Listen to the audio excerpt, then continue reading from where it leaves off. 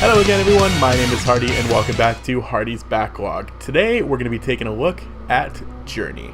Journey feels like it's a very important game in the indie game world. It is incredibly highly praised by pretty much anyone who's ever played it, which I seem to be picking a lot of these lately on the Backlog. I'm picking very popular games, which is causing me to be in this really awkward position because if I play it and I have any kind of criticisms, oh, that's gonna be fun.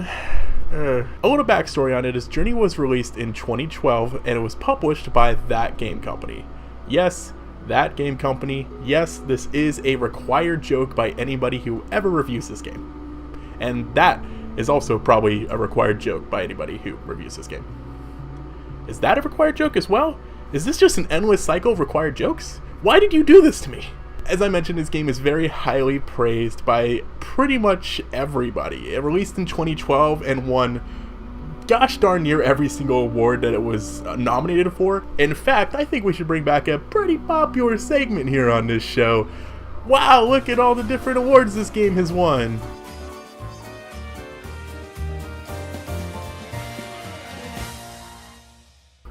I think that was the name. Might not have been.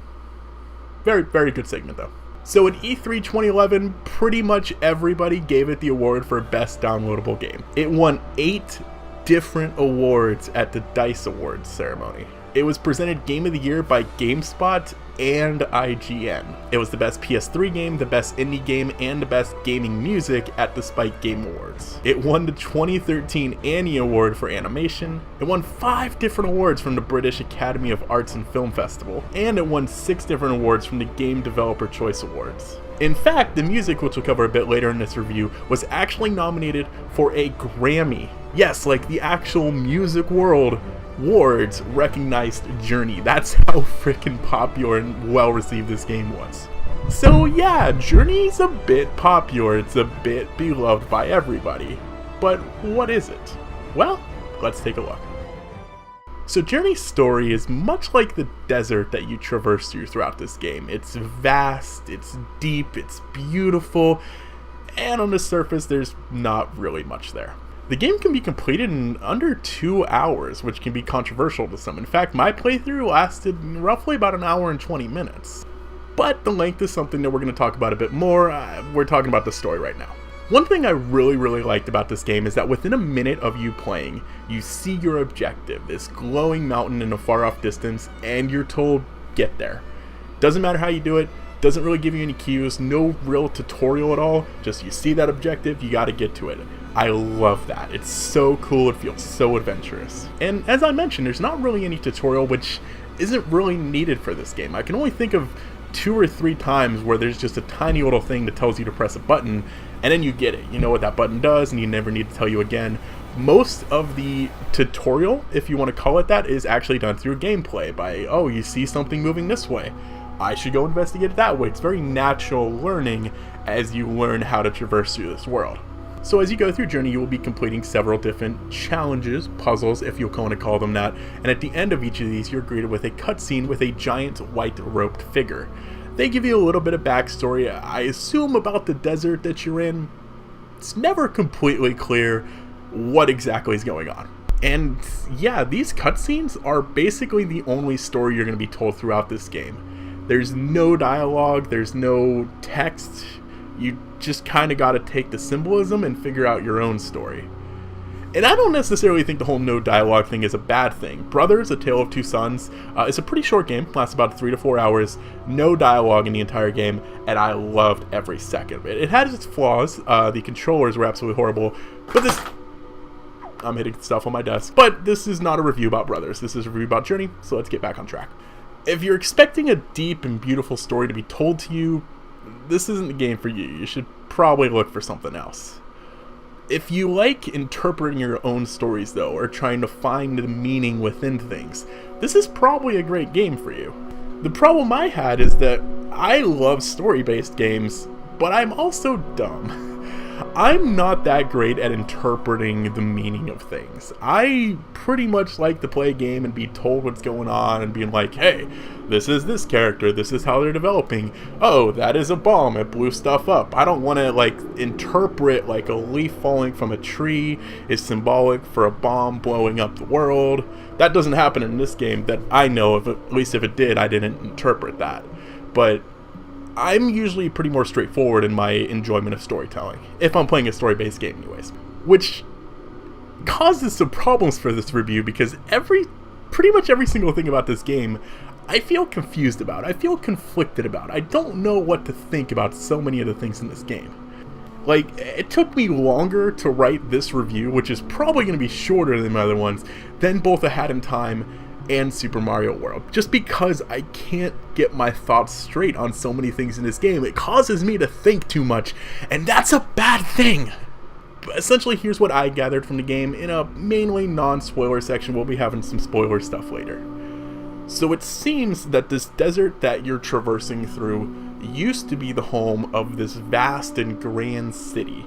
But because of a war that the city ended up getting in, they got buried by sand, and you can still see the remnants of this war from these metal pods lying around and this big giant metallic dragon-like thing that we'll encounter later in the game. Why you're trying to get to the mountain, I don't know. I don't know why you're trying to get to the mountain. I don't know what's up there. You don't really get told what's up there. I haven't been able to really figure out why the main character is traveling up this mountain. I love the idea of just being told, hey, there's a mountain, get to it. But I personally haven't been able to come up with my own opinion on why we're climbing up this mountain. But despite my own internal struggles with the story of this game, it's not really the reason you're going to want to play Journey. Journey has one of the most unique presentations, feels, and gameplay that I've ever seen in a game. So let's cover that now. Journey's gameplay is very similar to other walking simulators, if you want to call it that, in that pretty much all you do is walk around. The main gimmick of this game, as you may have noticed from looking at our rogue creature, is that I'm not sure, I always got a more feminine vibe from the Journey's main character. It could go either way though, I don't even know if they're human. But they have a magical robe that gives them the ability to fly. And throughout this journey, you're going to find these little scarf fragments that if you call out to them, they activate and they power up your robe. Sure, that's the best I can explain it. The longer you travel through this desert, your scarf will start to grow a little bit longer, which will allow you to fly for farther. Each of the segments that you go through usually has a kind of puzzle, although they're not challenging at all. Like, if you're playing Journey for a challenging game, again, this is not the game for you. It's just little obstacles to get through that sometimes do make you feel smart, but it's more about the journey and not the challenge. I'm not sure if you can actually die in Journey. I never did throughout my few playthroughs. I know that if you do take damage, your scarf starts to break off until you eventually have no scarf left, but I never got hit while I had no scarf, so I'm not sure if you can die. Besides, there's almost no combat in this game, so it's not really a huge factor. But for the most part, that's pretty much the game. You walk through the desert, you complete little puzzles, you collect scarf fragments, you fly up stuff, and then there's the snowboarding part, which, oh my gosh, this part is so cool. I mean, just look at this. Just look at how much fun this looks. Maybe this is because I've always been a big fan of skateboarding games and snowboarding games, but my gosh, this just looks fun. The section where you're going down the hallway, especially, is just so pretty to look at. And speaking of pretty, I should mention I am playing this on the PS4 version, even though the game originally came out on PS3. From my comparisons when I did research online, it didn't really seem there was actually that big of a difference between the two versions. In fact, for some reason, people found out that the PS3 version actually seems to look better than the PS4 version in certain cases, which is odd. I have no idea how that happened. Though the differences are so subtle that if you're not doing a side-by-side comparison, you're never going to notice, and it didn't affect my playthrough at all. I thought this game looked absolutely stunning the entire time. Like, this game does a fantastic example of showing you how to work with a monochromatic color scheme, being mainly red and brown in this case. Unlike Call of Duty, where everything just looks depressing and sad, this game manages to use that kind of color scheme and make it look just beautiful and so vibrant and alive using really only kind of one tone of color. And there are obviously other colors scattered in here. At one point you're climbing up the snow, you're in dark ruins which have more of a blue tint, I believe, from my memory. But for the most part, everything uses kind of the same color scheme. I mean, the character, the sand, the skies, it all blends together really well, but it just looks so darn pretty. This game is visual candy for your brain, eye candy, if you will. I bet I just coined that term. But I just can't get over how good this game looks. It is a visual masterpiece, how stunning it looks. There's very, very little parts of the game that I'd be, oh, that looks a little iffy. It just looks like such a labor of love. It is so pretty. Play it on either one. It'll look absolutely stunning. Just don't play it on an old TV if possible. I don't even know if you can. I guess the PS3s probably are still compatible with old TVs. Are they? I don't know. Play this on an HD TV, please. Don't play it on a potato. That would be a crime. You shouldn't play any game on a potato, to be honest. I don't know if potatoes even have HDMI ports. That'd be weird. Along with the beautiful visual presentation, though, the audio magic stands right up there with it. As I mentioned earlier, the soundtrack for this game is actually the first video game ever to be nominated for a Grammy, and I can definitely understand why. You've been hearing the music throughout this video, and it is absolutely breathtaking. I really feel like this game is a very groundbreaking thing as terms of getting video games accepted in the mainstream. I know so many people who they think of video games and they probably just think of like Pac-Man going across the screen like beep boop boop boop beep boop boop boop. And don't get me wrong, 8-bit music has its place too. But I'd love to sit someone down who's kind of a video game cynical person. Is cynical the right word? I don't think I've ever used that in a sentence before. It might be right. And just have them listen to this music and have them think it's from some opera or classical performance piece. Why am I so bad with words? Why do I do these? And then have them love it and have it melt into their soul and tell them, hey, guess what? That was a video game. Yeah, you feel dirty now, don't you? Like, that's how good this is. I feel like Journey could really be that, like, gateway kind of game that bridges the mainstream world, who thinks we're all just a bunch of losers, and our world. Like, it's that good. And you know the craziest part? This is an indie game. And I know indie game, just having that title doesn't make it like, oh, it's an indie game, it must be crap, because there's a lot of really good indie games out there, obviously. But there is a certain, usually you would expect, quality difference between like a AAA game and an indie game. And you know which game got on the Grammys first? Not a AAA game. And unfortunately it didn't win the Grammy, but I think just the fact that it got nominated alone is such a huge accomplishment. And just the visual and the audio parts of this game really make me understand why this game has been so popular and so highly praised. But there's still more to it. You see, after my initial playthrough, I honestly felt a little underwhelmed. You see, I got through it. Like I said, it took about an hour and a half. It was a fun time, but did it really deserve all of these awards? I wasn't sure. So I decided to hop online and read some reviews to figure out, like, what the heck is going on with this game? Why are people so infatuated with it? And that's when I found something out. Journey is a multiplayer game. You see, during my first playthrough, I ended up seeing another robed creature who I assumed was an in-game companion that I should follow, and I'd probably end up communicating with them in some form, and it was really exciting, and then they disappeared, and it was confusing. But I ended up finding them later on, and it was exciting. It's like, oh, we're continuing this story. And then they disappeared again. And then I kind of forgot about them, and I never saw them for the rest of the playthrough. Well, it turns out those robed creatures I saw were actual real people. And then in my second playthrough, I ran into someone else again, and their robe was full of designs, and their scarf was way longer than mine, showing how experienced they were. And it was really exciting.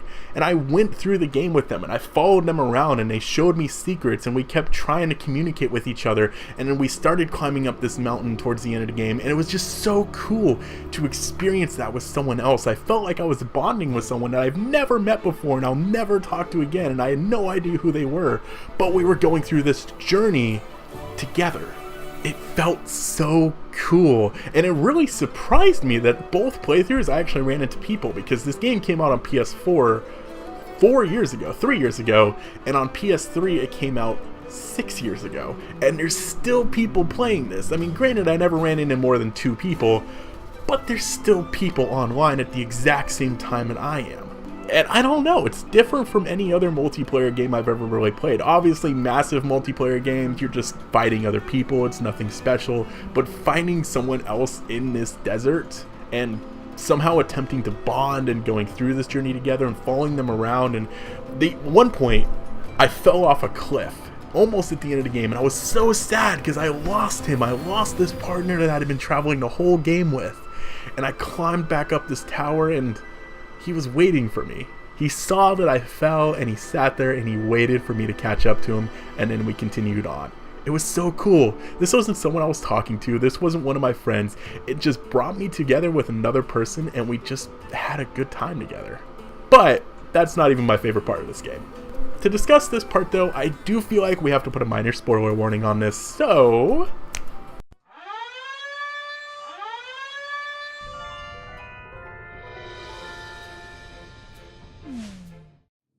Alright, so my favorite part of this game, the most magical part of this game, is right at the end. So you're climbing up this tall, snowy mountain, ferocious wind pushing back against you, and you're thinking, I just gotta get to the top of this. I just gotta reach the top of the mountain. And then this really epic music stops playing, and the wind stops blowing, and it gets really calm. And you start slowing down. And that's when it hit me, like, oh my gosh, the game wants me to think I'm not gonna make it. And the transition from intense, just gotta get to the top, to this really calm, really slow walking, barely struggling to move. It was such a great, beautiful transition. And inside I'm like, yeah, I'm not gonna make it. I'm just barely gonna reach the top, and at the very last second I'm gonna climb over and see the top of the mountain. And then I collapsed. That was very unfortunate. I was not expecting, like, oh, okay, well, I just died in the snow. Lovely. But the white-robed creatures that you were talking to throughout the game show up, they look down on you, and they decide to give you a second chance. And this second chance is probably the most epic moment in gaming I've ever experienced. It is so much fun. You blast off and soar through the sky in this magical, wonderfully satisfying moment. Seriously, if you're watching this spoiler review right now and you haven't played this game yet, still go play this, because my words cannot sum up how cool this felt. Even on my second playthrough, when I knew this was coming, it still felt so great. I loved it. So you blast off to the very top, you fly through the top of the mountain, reaching the very peak of it, and then you walk through this opening between the rocks into this white light, and that's it. This part of the game just felt perfect. Even though I didn't really know what was going on with the story, even though I still can't make up my own interpretation of the story, it felt so satisfying. I want to go back and play it right now. It's good. Good might be the most boring way to explain something. I'm sorry, Journey. You deserve better than that. I'm gonna make up a new word for Journey. Glorg. Journey was very glorg. I don't know what it means yet, but it's gonna be a good thing. Journey felt like it should be more of a movie. Like one of those indie documentaries that goes to a film festival and wins every single award. And I mean, that's basically what it was, right? I feel like anybody can sit down for 2 hours, play Journey, understand what's going on, and have a great time. Like, what kind of just completely negative person do you have to be to sit down and play Journey and be like, oh, that was stupid, I hate video games? Like, this is a game, as I mentioned in the music section, I feel can transcend our gaming culture and break into the mainstream as something truly special. And we could probably use more things like that. Journey also feels like the perfect example of what an indie game should be. Journey is not there to make a ton of money. Journey is not there to have a new release every year. It's not fueled by capitalism. It is fueled by love and passion. And that's what makes indie games so special. And it took me a really long time to notice that, because indie game kind of has this negative tone to it when you think of it, like, oh, they're not even good enough to be real games. And now that I've played so many, I know that is completely untrue. Indie games are what we need most in our lives as gamers. But after all that, I still have to ask, what makes Journey so special? What makes it so praised? What makes it so groundbreaking? Well, I would say Journey is very groundbreaking in the same way that Mario 64 is. Now, don't get me wrong, I'm not saying Journey is as important to gaming as Mario 64 is. I'm not saying it's as good or as memorable as Mario 64, which is arguably one of the greatest games of all time and one of the most important games of all time.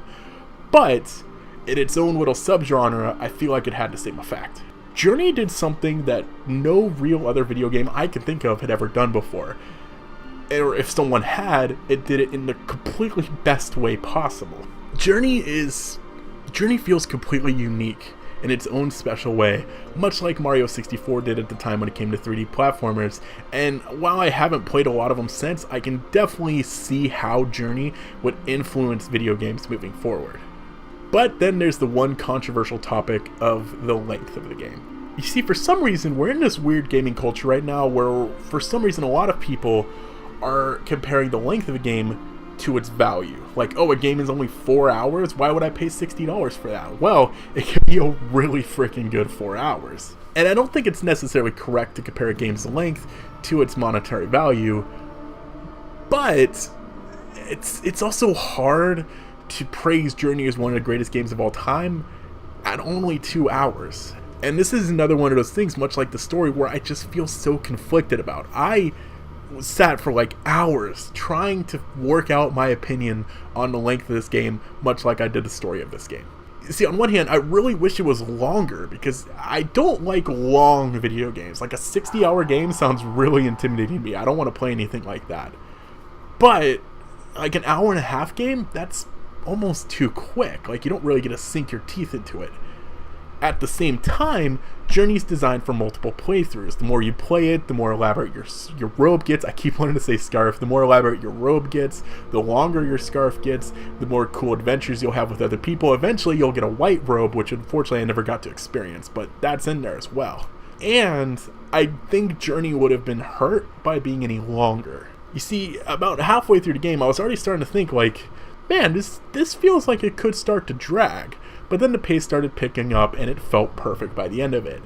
And that's why I think it probably is perfect where it is, because the kind of gameplay that Journey has, and the kind of environment you're in, and the challenges you're doing, it can't really be that much longer, can it? If it was any longer, I think the enjoyment value would have started to be damaged by it. So I guess I have to side on the Journey is the perfect length kind of discussion. Although I honestly can see both sides of the argument, and I'm on both sides of the argument. It's been very confusing and conflicting. This game has caused more, like, anxiety on my opinions than any other game I've played. But with those small criticisms out of the way, gosh, this is just a great game.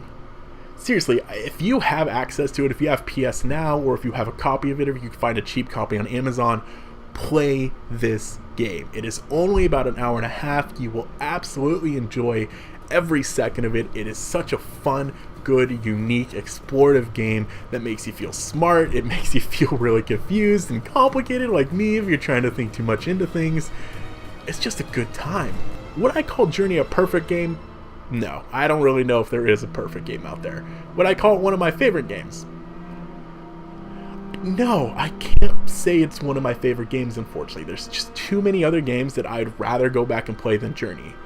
But I don't recommend playing it for a second. I loved my entire journey through this game. I'm not really sure if it deserved like 200 awards it got. For example, in 2012, this game came out the same year as The Walking Dead, the Telltale games, and I love The Walking Dead games way more than I love Journey. I love The Walking Dead games in general, though. Those I might consider, at least Season 1, towards the top of my favorite games list. It's so just wonderful. Again, that's a game for a different day, though. Did it deserve all those awards, though? I'm not one to say. I don't really know what else came out in 2012 besides Walking Dead, so it very well might have. It could have just been a slow year. But I'd love to know what your guys' opinion is as we check this game off my backlog. Please, backlog? What is a backlog? Let's try that again. But I'd love to know what your guys' opinions are in this, of course, as well, as we check this game off my backlog. Please, down in the comments below, tell me your thoughts on Journey if you've ever played it, what your thoughts on my thoughts are, if you enjoyed the video. Hopefully it was a bit shorter. I've already been recording for about 40 minutes, so it's probably not going to be that much shorter than my other videos. In this section of the video, I was going to read a small little Q&A section off Twitter. I posted a video saying I was recording this to ask me some questions, and yeah, 2 people liked it, and the only question I got was a sarcastic question, so I just want to take this moment to thank you guys for watching these videos. They've been so much fun to make. It has completely rejuvenated my love for making videos, and I hope you guys have been enjoying them as well. I do highly recommend following my Twitter, because that is a section I want to start doing at the end of all these videos, is a small little Q&A about the game. So in the future, I'll give you guys more than 40 minutes notice, but I'll make a tweet when I'm saying, hey, I'm about to record this, ask me some questions, and then I may answer some of your questions live in the end of the video. So not live, I guess, pre-recorded at the end of the... Why am I bothering with this stuff? That's all for today, though, guys. Thank you for checking out Hardy's Backlog. My name is Hardy, and I will see you in the next one. What was that? Why did I gotta bring my hand up to do that? Why do I gotta be so freaking special?